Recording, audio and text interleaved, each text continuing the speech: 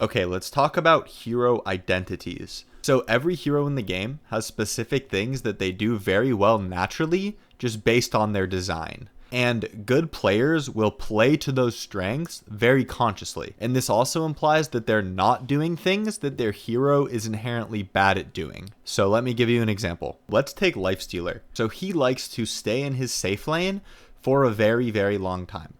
And he likes to do this because with Rage and Infest, he's the hardest hero to gank in Dota. And this is impactful because you're protecting your tower for a really long time and you're denying space on the map from the enemy, right? So they get less farm. If you compare this to like an Ursa with the same net worth trying to do this to stay in his safe lane for a really long time, it's just not even close.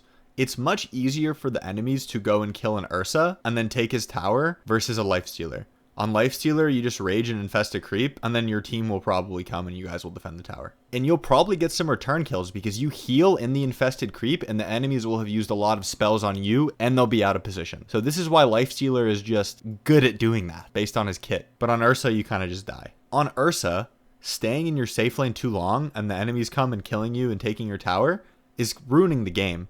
But on Lifestealer, it's good to stay in your safe lane for a long time. And honestly, if you don't abuse this on Lifestealer, you're missing out on a lot of your hero's impact in the game.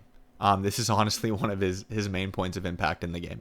And what makes Dota such a beautiful game is that every hero's identity is so different and deep. I almost use the word complex there, but I don't want to say that because I don't think it's complicated. It just, every hero's identity has a lot of layers to it. And this is why hero mastery is so important. I talk about that a lot. Let's take Ember Spirit. So he likes to just get in the enemy's face, take really, really dangerous farm right in front of the enemy, get aggressive and just spam slight on the enemy and make them really uncomfortable.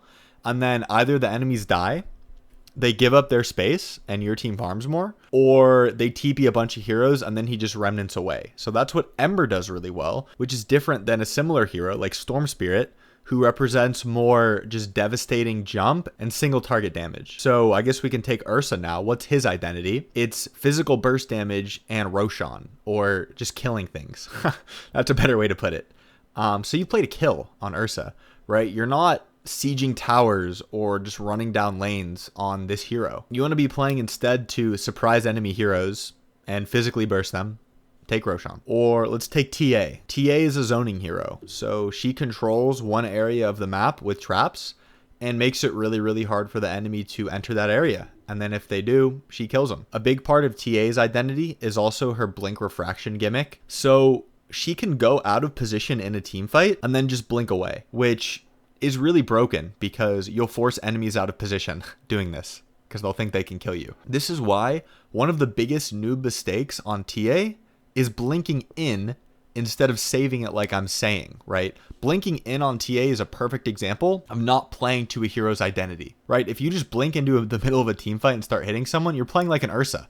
Like you could have just picked Ursa and he does that so much better. What typically makes a good game for a hero is if they can execute their identity completely unbothered, unhindered by the enemy. And there are also, this is pretty advanced, but there are identity synergies. I played a game recently, the game that you're seeing here on Ursa, and I had a Tinker on my team.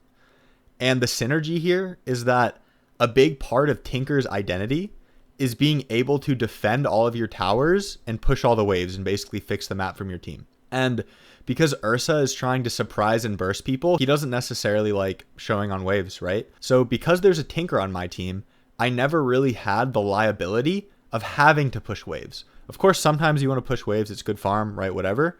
But I never had to. So I can just keep running at and killing heroes and doing what Ursa's good at, which felt really nice. And it would have been different if I didn't have a Tinker on my team. So think to yourself, right? What heroes do you play? And what is their identity in the game? What do they do really well?